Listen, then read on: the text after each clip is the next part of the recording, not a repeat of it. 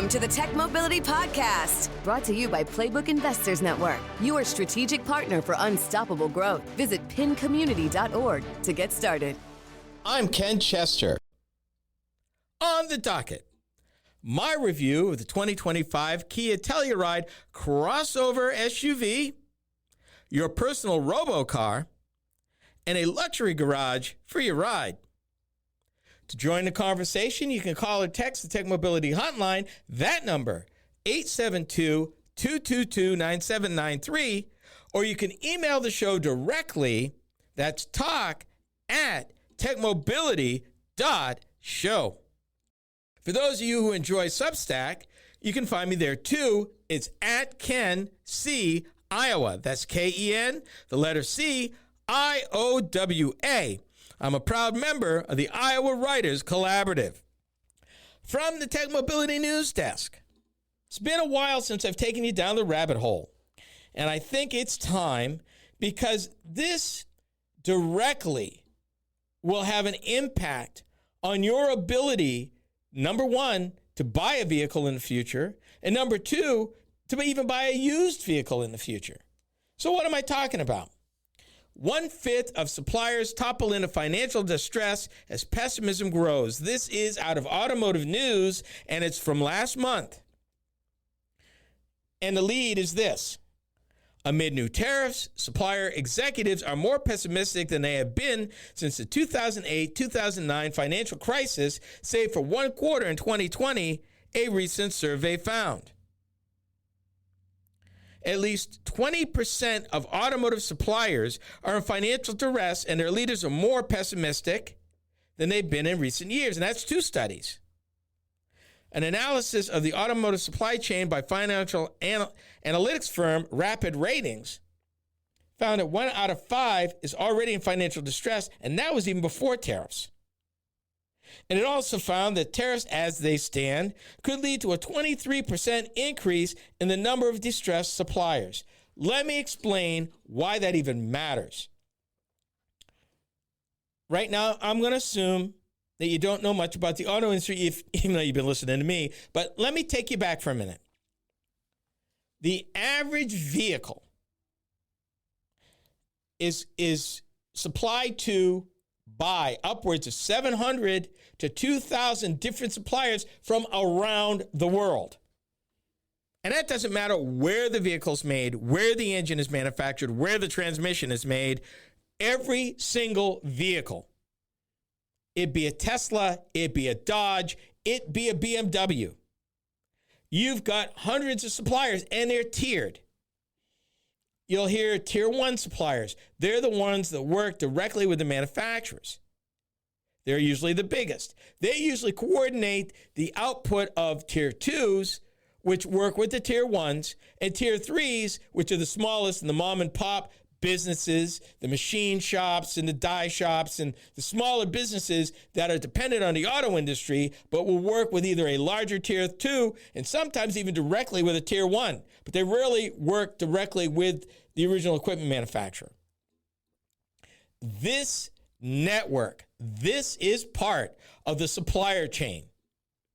And the last time it was this ugly was really about 25 years ago, when automakers had this wild idea that they could be more profitable as they spun off their parts operations into separate companies and just get rid of them. You don't have to worry about putting money into them no more and contracts and stuff like that. Problem is, the contracts they were stuck with weren't profitable.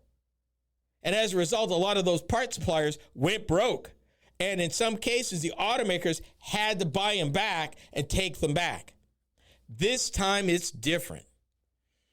With everything going on, a lot of them are still struggling to recover from the pandemic. And the fact that working with the auto industry as a supplier is not a mad license to print money. For the longest time, each of GM, Ford, Chrysler had policies in place and supplier policies in place where GM has something called 3-2-2. And what that means is you get a contract, a multi-year contract. The first year, GM is expecting a 3% price decrease. The next year, they want 2% more. And the year after that, they want 2% more. They are arguing that as you ramp up in producing the goods, that there's certain operational efficiencies that you gain that they want you to pass along to them. That was then. GM recently, and it wasn't part of the story, but I just read it, changed their contracts with suppliers that said, instead of giving you a fixed term contract, now we are going to put it in that we can renew it for 6 months intervals at our leisure at the same prices, or dictate to you what we're going to pay. And you're stuck. And these are existing contracts, by the way. These are not new contracts, which means suppliers now have even more uncertainty. Because if you're a supplier and you get a contract, you are ramping up equipment, you're buying new equipment or revising older equipment, training folk, going to the bank, expanding your plant, getting ready, spending money up front to honor this contract. And you're honoring this contract on the numbers the automaker gave you for sales and demand, and where your profit's going to be, or where you're going to be relative to taking the contract on. Now the automakers are taking that away with all this uncertainty. Right now, there are suppliers that have failed, and the automakers are scrambling. There will be more. What does that mean? If a part supplier that produces a key part, even if it's a tier 2 or tier 3, that is required further downstream to make something that goes into a vehicle, and they can't do it, that production stops. Right now, GM's Warrenville plant is down because of something like that. They had a problem in the supplier plant. Ford, one of their suppliers, just had a fire in an aluminum plant, which is impacting their F-150 manufacturing. And that plant's going to be offline until the first quarter of next year because the fire happened in their hot roll mill for aluminum. Nobody expected that. This is what years of just-in-time and lean manufacturing do for you. It gives you very little wiggle room. Nobody has any. And now you're in a situation where you've got additional costs on materials, even if you manufacture it here, but you're importing the aluminum and the steel. Because maybe it's a type of steel you can't get, because there's more than one type of steel. There's many different alloys that go into different types of steel, and not every steel manufacturer in the United States makes every kind that automakers need or suppliers need. One particular steel is called electrical steel that goes into manufacturing of EVs. There are very few plants in the United States that make it. And the one that does have really crazy pricing control over the industry. They don't like that. They want to change that. What would happen if you can't build new ones and the new supply falters? It drives up demand for the used ones and prices go up. You as a consumer find out that you're right back in the middle of the pandemic. You can't get a new one at any price. And the cost of used ones, even 5, 6, 7-year-old used vehicles that you would even entertain, are much higher now. Will it get as bad as the pandemic? I don't know. I bought a vehicle just before the pandemic with 25,000 miles on it. It was 2 years old. Within a year, I had doubled the mileage. And would you believe during the pandemic, that vehicle was worth $7,000 more than I paid for it with double the mileage? Are we heading that way? Well, unless somebody figures out how to get some relief for these suppliers, you're going to start to see growing problems. Because it takes a while, even if they wanted to bring everything back, even if they could bring everything back to the United States, you're looking at 3 to 5 years to build a plant, build a sourcing, get everything up and running. It will not solve the problem anytime soon. That stuff takes years, assuming they could do it and assuming they can find the workers. That is the challenge that we've got. And our suppliers are weak too right now. Not a good place to be. We don't need a recession. What we need is some help, and they need some relief. And they're stuck because with the average price being $50,000 for a new vehicle, they can't pass price increases to the automaker, and the automaker can't pass them on. There's no room. Food for thought. Built in Georgia and equipped to the teeth, the Kia Telluride is ready for anything the market has in store. This is the Tech Mobility Show.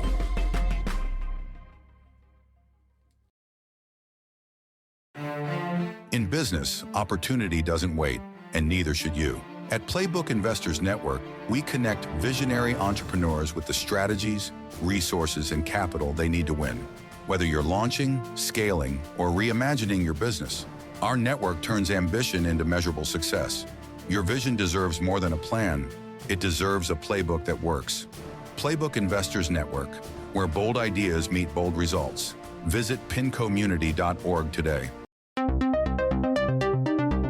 Are you tired of juggling multiple apps and platforms for meetings, webinars, and staying connected? Look no further than AONmeetings.com, the all-in-one browser-based platform that does it all. With AON Meetings, you can effortlessly communicate with clients, host virtual meetings and webinars, and stay in touch with family and friends, all in one place and for one price. Here's the best part. You can enjoy a 30-day free trial. It's time to simplify your life and boost your productivity. AONmeetings.com, where innovation meets connection. Get started today and revolutionize the way you communicate.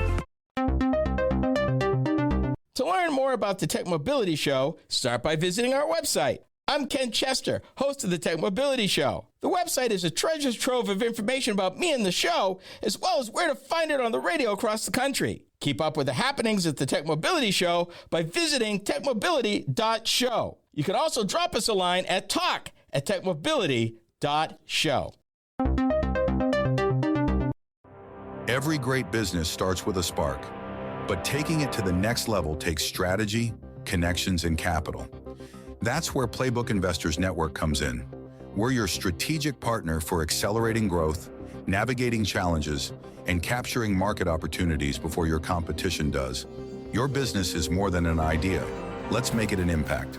Playbook Investors Network. Your future starts here. Learn more at pincommunity.org.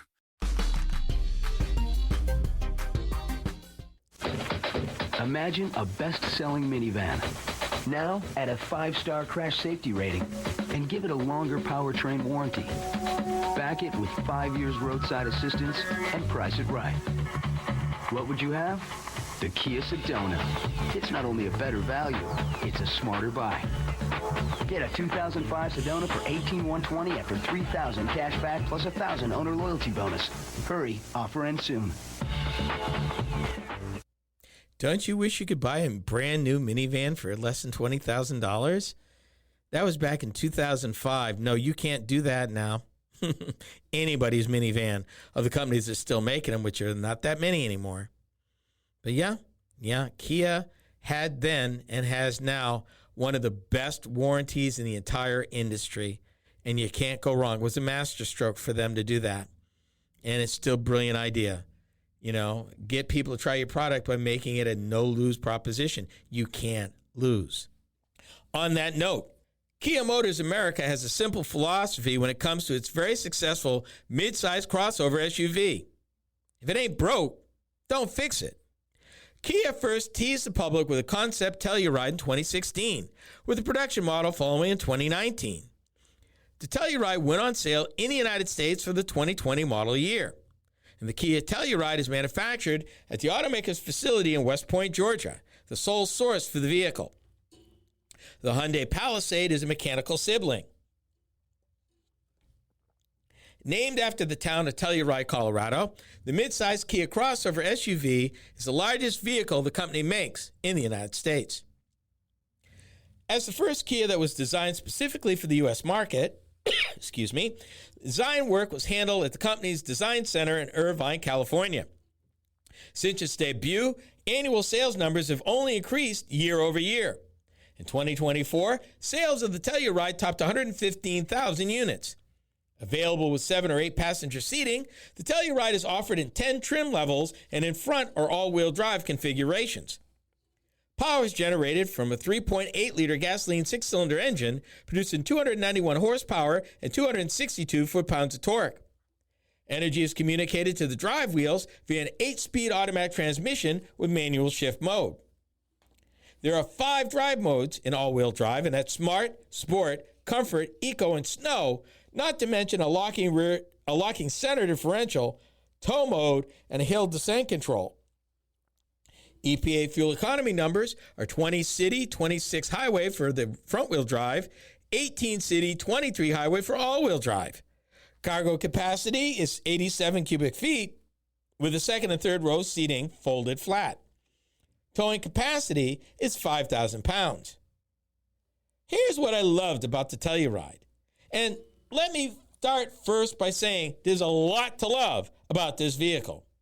From its good outward view of the road to its smart, sophisticated, and upscale look and finish of the passenger cabin, it's a study in research. The center console is deep and useful. Displays, controls, and switchgear are generally well laid out. A little bit more of that in a bit. Second row seating features a switch-activated power fold function, while the third row seating is folded with manual controls. Most importantly, both rows fold flat with a cargo floor. Head-up display, heated and cooled first and second row seating, heated steering wheel, and a fore-aft adjustment in the second row to optimize leg room and the second and third row of seating only adds to the Telluride's functionality and versatility.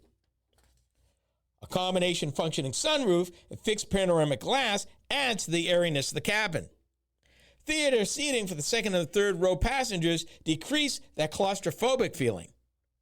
Hand grips molded into the vehicle side at the wide rear doors facilitate access to the third row. And third row passengers are not treated like third-class citizens in the Telluride. In addition to what I've already mentioned, those seated in the third row are also treated to their own USB ports, climate control vents, and dual cup holders, while second row passengers also benefit from separate climate control temperature controls. Added benefit is the added storage located under the cargo area floor. What's not to love? However, here's what I didn't love about the Telluride, and yeah, in the midst of all of this goodness that is Kia Telluride, I do have some issues. First, the subjective. I'm not a fan of the exterior monochrome color treatment. Sorry, I don't feel it. I don't get it. I don't understand it. But hey, if you like it, fine. I don't. That said, the multi-speed transmission seems to hunt for gears at highway speeds. And honestly, that shouldn't be happening with an 8-speed automatic. And I'm thinking, is that a matter of software programming? The mid-range response at speeds of 45 to 65 miles an hour is lacking. If I need to get on a highway, an on-ramp, and I'm rolling about 35, 40, I need to punch it to merge with traffic, this ain't happening, and that's not okay. The adjustment or the angle of the third row seat back is not adjustable, and to me it seems very upright, and I think it could be uncomfortable for some passengers. And pet peeve, I'm sorry, the full-size spare tire is mounted under the vehicle frame exposed to the elements. And honestly, the one time you're going to need it is going to be long when this thing's out of warranty, probably 7 or 8 years old, and that thing's been on there a while. How easy do you think it's going to come off? And do be fair to Kia. This is not the only automaker that does that. I don't like it, and I call it out every single time that I come across it. It's not safe. It's not convenient. And when you need it, it's going to be difficult. I'm sorry, it makes no sense. Kia, you can do better. The fuel economy on this vehicle in 2025, I find underwhelming. So, question, Kia, is there a hybrid in the works for a Telluride? I mean, I know you got your electrics. I feel you get it. I understand it. But can we do something here and kind of maybe get a hybrid for the Telluride, please? And get that improved? And while I generally love the presentation and the layout of the displays and controls, I found that trying to set the radio presets was a bit fussy, as I was trying to find the easy exit driver's seat settings. I'm not a big person. I don't like stuff whirring out of the way that I got to reset it every time I sit in the car. I turn it off. So to try to find it, not okay. And I do realize that usually if you're going to buy the vehicle, you're only going to set that once, so it doesn't need to be probably that easy to get to. But still, really, even Stellantis system, I'm 2 taps away from anywhere. In this case, in a Kia, I'm not. And I wasn't okay with it. And then finally, and again, this is typical for this particular safety feature across what everybody makes. the in-dash traffic speed sign indicator was often wrong. So here's the bottom line. The 2025 Kia Telluride is a solidly built, American-made, well-equipped, mid-size crossover SUV. It's reasonably priced and comes real well-equipped. Its weak mid-range performance, less than stellar fuel economy, and funky radio controls are drawbacks. Unless you actually listen to the radio as opposed to a playlist on your phone, don't travel very far during your daily dispatch, or in situations where responsive mid-range performance is a must-have, then this SUV is more than enough. The manufacturer's suggested retail price for the Kia Telluride crossover SUV starts from $36,190 for the LX front-wheel drive and up to $53,385 for the SX Prestige X Pro all-wheel drive. Destination charges add $1,495. I liked it. I just wish maybe they had a hybrid. I can hold out hope. A Silicon Valley startup has unveiled a personal Robocar. This is the Tech Mobility Show.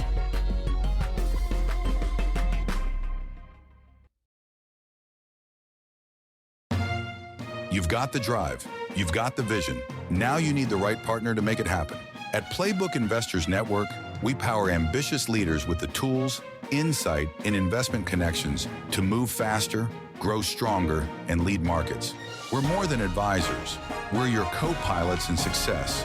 Because in business, standing still is not an option. Playbook Investors Network, fueling ambition, delivering results. Visit pincommunity.org. Did you know that Tech Mobility has a YouTube channel? Hi, I'm Ken Chester, host of the Tech Mobility Show.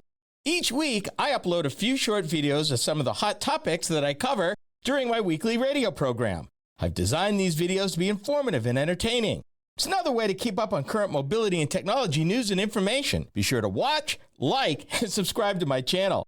That's the Tech Mobility Show on YouTube. Check it out.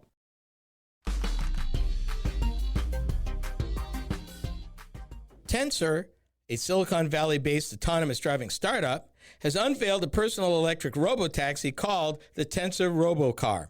Developed in partnership with VinFast, a Vietnamese EV maker, the startup is planning to start delivering vehicles to customers during the second half of next year. Is this practical? This is topic B. I don't even know where to start. So I'm gonna try to break a little at a time.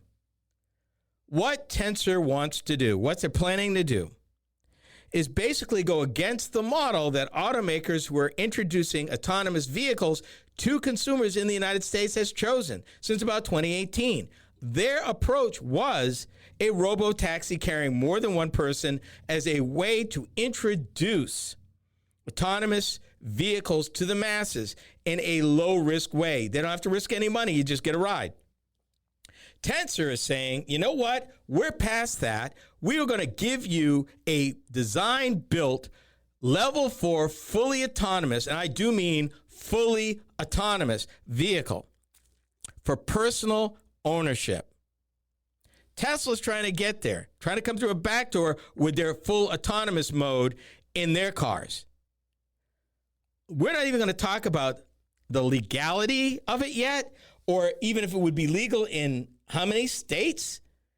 And what if you want to own it, but you're not in a state where it's necessarily legal or illegal? Then what? How do you register this thing? Who's liable? A lot of questions. Now, I saw a picture of it, and it looks sharp. It is a sharp-looking vehicle. The only thing is that the big LiDAR system on the top looks more like a police car, an old-style police car with the single revolving light. That other takeaway, otherwise, it's a clean-looking vehicle. But I got a bunch of practical questions in addition to just the legality of even selling it. Let me start with what the company says, and then I got questions. The Tensor Robocar is equipped with over 100 sensors to support level 4 autonomous driving without human intervention. But the vehicle can still be driven as needed. The vehicle's steering wheel folds away and its pedals retract when not in use, which Tensor says is the world's first such feature. It may be in a production vehicle, but you've actually seen this before. If you've seen 2002's Minority Report, I know, I keep going back to that one, but honest to God, you saw it in a GMC Sierra. There were some Audi commercials here in the last 7 or 8 years that showed a folding steering wheel folding into the dashboard. So you've seen it, but they're actually saying we're going to do it. In areas where level 4 autonomy is not supported, a driver can take the wheel or switch to assisted driving mode for a smooth handoff. Now, it said 100 sensors. Let's break this down. The Robocar's comprehensive sensor suite includes 37 cameras, 5 LiDARs, 11 radars, 22 microphones, 10 ultrasonic sensors, 16 collision detectors, 8 water level detectors, 4 tire pressure sensors, a smoke detector, triple-channeled 5G network connectivity, and other tech. I got a question. Parts and service? Maintenance support? I mean, what could possibly go wrong? It's an electric vehicle. And the first ice storm, the first the first rainstorm, hard rainstorm, snowstorm, ice. Yeah, I don't even know where you do this. Tensor said its Robocar sets a benchmark in automotive sensing with the world's most vertically integrated level 4 autonomy stack. All I see is a bunch of stuff that can go wrong, personally. To further ensure safe driverless operation, the vehicle is built with a fully redundant electrical and electronic architecture across power, communications, and motion control, including its drive-by-wire system, which Sensor says ensures fail-safe operation. The personal robotaxi also features brake-by-wire, steer-by-wire, and four-wheel steering. What that means is there's no mechanical attachment to all that stuff. No mechanical attachment to the brakes. No mechanical attachment to the steering. It's all electric. What happens if the puppy shorts out? That's my question. And they talk about they didn't say it was hack-proof, but boy, this scares me to death. Sensor's approach to autonomous driving is built on what it refers to as the Tensor Foundation model, which is entirely data-driven as opposed to rule-based systems. Here's where that's different. It's based on a transformer architecture that allows the vehicle to learn complex patterns based on its environment according to the release. The technology stack also includes what it calls dual system AI, which the company says mirrors human cognition for decision-making. All the vehicle's AV perception, prediction, and motion planning systems were fine-tuned using real-world and simulated data sets. One part of the dual AI system is designed to deliver quick vehicle responses through imitation learning from data collected from expert drivers. The other uses a multimodal visual language model to reason through rare edge cases, which have been known to trip up Waymo vehicles, leaving them stuck. The VLM is trained on both proprietary and large-scale internet visual data, including images and videos, to help ensure the vehicle can adapt to any driving environment. Trust me when I tell you, no matter how hard and how thorough they are, there's going to be a situation the vehicle doesn't know what to do with. Guaranteed. Guaranteed that I don't care if you do 100 million of them, that 100 millionth and one is the one that they didn't catch. Other Robocar features designed to improve the ownership experience are vehicle self-diagnostics, automatic over-the-air software updates, autonomous parking and charging, and even protective sensor covers to protect sensors from pollen, dust, sand, or debris when not in use. Yeah, I want to see this thing in a dust storm in the Southwest. I want to see how it does. I want to see it in an ice storm in Iowa. A hard rain or hard wind. Yeah, I want to know how robust this thing is. Now, they say that they have dealt with all the major Tier 1 suppliers, Autoliv, ZF, Bosch, Continental, Veoneer, and others. Sensor also partnered with chip makers NVIDIA, AMD, NXP, Texas Instruments, Qualcomm, and Samsung. Here's the kicker, because by now you're probably wondering, okay, let's assume all of this is kosher. How am I going to insure this thing? Sensor said it's also working with global insurance broker and risk advisor Marsh to offer customers what it calls the world's first insurance policy for robocars. What does that look like? And here's the difference. If you have an accident, while it is in full autonomous mode, is that a product problem or is that a driver problem? And okay, let's say it's not even engaged and the driver's driving it gets in an accident. How does that work? And in a lot of these states, according to law in most states, regardless of who's driving, the driver, the person sitting in front of the steering wheel, is the one responsible, autonomous or not. And then there's a lack of laws. There's no federal laws governing any of this. So where can you go? Where will you buy it? And oh, I left out the best part. This ain't even going to be made in the United States. They're going to build it in Vietnam. Parts, service, dealers. Those are my questions. Because stuff does get squirrely. Who's going to be around to fix it? And how close? And how's that going to work? An over-the-air update ain't going to be able to fix it all the time. Times it's going to be hardware. Oh, well. Imagine a luxury auto garage for your cars. Is that a thing? More than you think. We are the Tech Mobility Show. Are you tired of juggling multiple apps and platforms for meetings, webinars, and staying connected? Look no further than AONmeetings.com, the all-in-one browser-based platform that does it all. With AON Meetings, you can effortlessly communicate with clients, host virtual meetings and webinars, and stay in touch with family and friends, all in one place and for one price. Here's the best part. You can enjoy a 30-day free trial. It's time to simplify your life and boost your productivity. AONmeetings.com, where innovation meets connection. Get started today and revolutionize the way you communicate. To learn more about the Tech Mobility Show, start by visiting our website. Hi, I'm Ken Chester, host of the Tech Mobility Show. The website is a treasure trove of information about me and the show, as well as where to find it on the radio across the country. Keep up with the happenings at the Tech Mobility Show by visiting techmobility.show. That's techmobility.show. You can also drop us a line at talk@techmobility.show. In business, opportunity doesn't wait, and neither should you. At Playbook Investors Network, we connect visionary entrepreneurs with the strategies, resources, and capital they need to win. Whether you're launching, scaling, or reimagining your business, our network turns ambition into measurable success. Your vision deserves more than a plan. It deserves a playbook that works. Playbook Investors Network, where bold ideas meet bold results. Visit pincommunity.org today.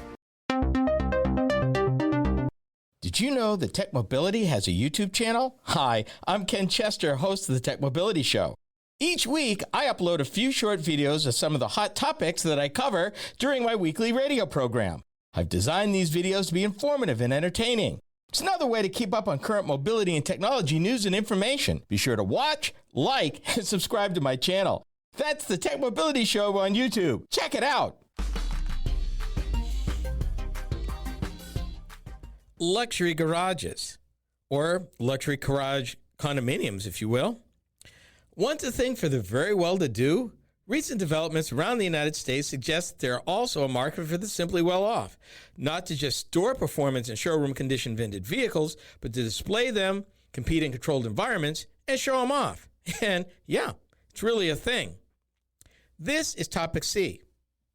Now here in Iowa, what usually happens, you got a farmer, he's got toys, he maybe will build a building off to the side, a pole building, pour cement slab, park his cars in there. It's great. And a lot of fellows who've collected stuff down through the years, that's what they do. But we're talking about next level stuff. And I started this because there's a new place opening in Plano, Texas, and I'm going to talk about it in a minute.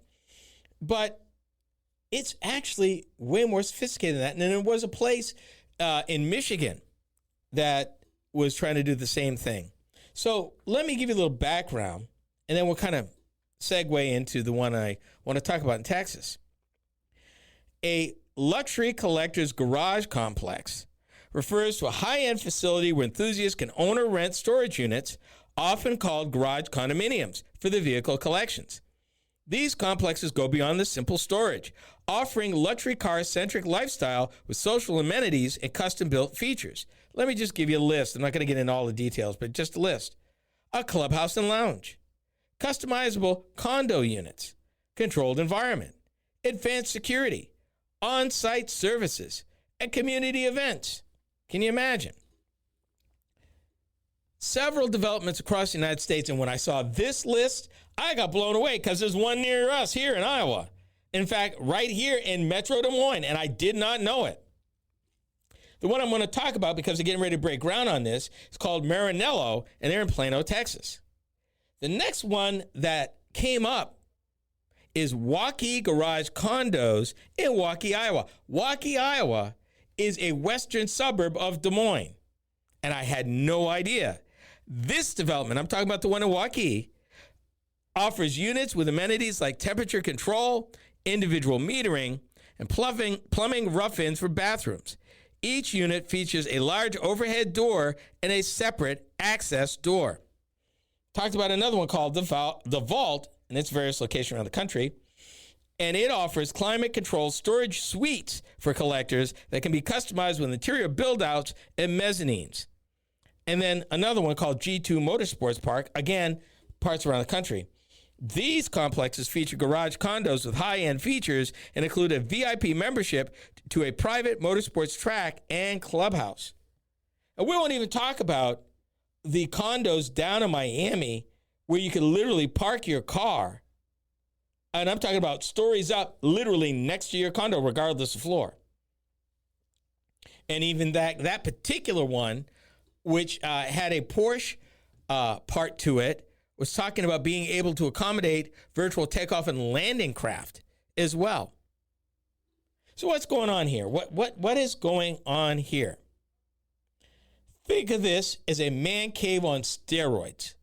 I mean, literally on steroids. They're kind of taking a cross between our European showroom and a man cave.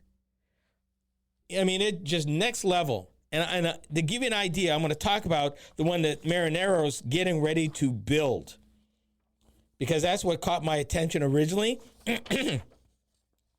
They call it the Maranello Luxury Auto Garage. And what this is, they plan to break ground, and of the units that they're going to have, and I'll tell you about all the amenities, already, they have not broke ground yet. They're getting ready to do it. 25% of those units are already sold. Let that sink in. Underscoring strong demand for its luxury, climate-controlled auto storage concept. And boy, they've taken it to the next level here. Their client base collects Ferraris, Koenigseggs, which is a Scandinavian, high-powered, electric, extremely blindingly, oh my God, fast performance car. Aston Martins, Porsches, Ford GTs, McLarens, and other sports brands. Maranello, if you can believe this, is Texas' first facility designed exclusively for sports car owners with 80 indoor-facing garage condos. They said 20% of these are already sold. 20 of them are already sold.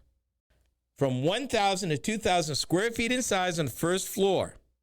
The facility is designed with a 13,000 square foot two-story lounge and a 60,000 square foot open-air concorso located in the middle of the building for both public and private events. I'm just going to let that sit for a minute. This is just unbelievable. I went to the website because I want to know more about it. Every garage condo opens into the interior of the building. Climate-controlled year-round facility for the protection of your vehicle. Glass garage doors show off owner's prized vehicles. Put a pin in that because we're going to come back to that. Concorso access and balcony options.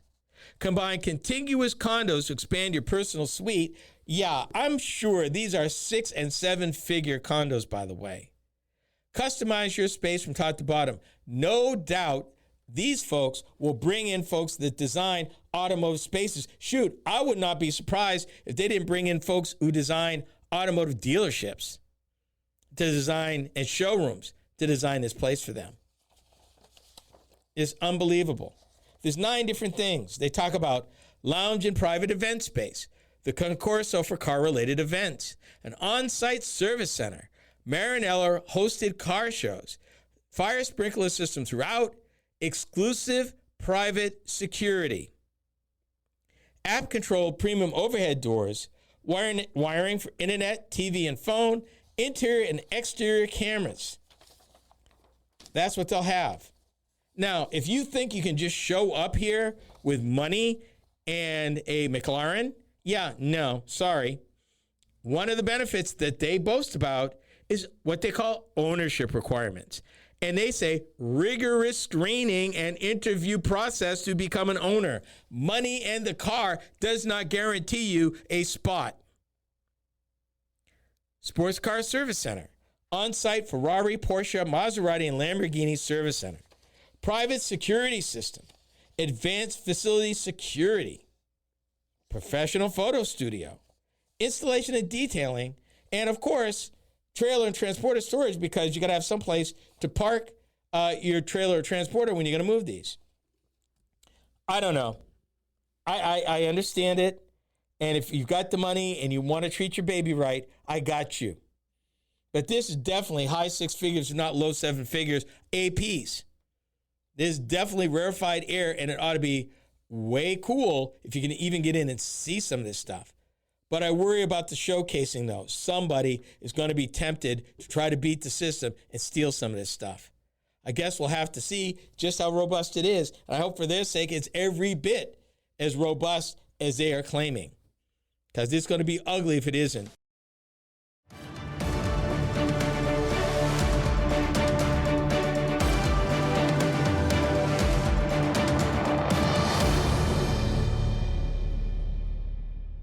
This is the Tech Mobility Podcast. Every great business starts with a spark, but taking it to the next level takes strategy, connections, and capital. That's where Playbook Investors Network comes in. We're your strategic partner for accelerating growth, navigating challenges, and capturing market opportunities before your competition does. Your business is more than an idea. Let's make it an impact. Playbook Investors Network. Your future starts here. Learn more at pincommunity.org. To learn more about the Tech Mobility Show, start by visiting our website. I'm Ken Chester, host of the Tech Mobility Show. The website is a treasure trove of information about me and the show, as well as where to find it on the radio across the country. Keep up with the happenings at the Tech Mobility Show by visiting techmobility.show. You can also drop us a line at talk@techmobility.show. Are you tired of juggling multiple apps and platforms for meetings, webinars, and staying connected? Look no further than aonmeetings.com, the all-in-one browser-based platform that does it all. With AON Meetings, you can effortlessly communicate with clients, host virtual meetings and webinars, and stay in touch with family and friends, all in one place and for one price. Here's the best part. You can enjoy a 30-day free trial. It's time to simplify your life and boost your productivity. aonmeetings.com, where innovation meets connection. Get started today and revolutionize the way you communicate. You've got the drive. You've got the vision. Now you need the right partner to make it happen. At Playbook Investors Network, we power ambitious leaders with the tools, insight, and investment connections to move faster, grow stronger, and lead markets. We're more than advisors. We're your co-pilots in success. Because in business, standing still is not an option. Playbook Investors Network, fueling ambition, delivering results. Visit pincommunity.org.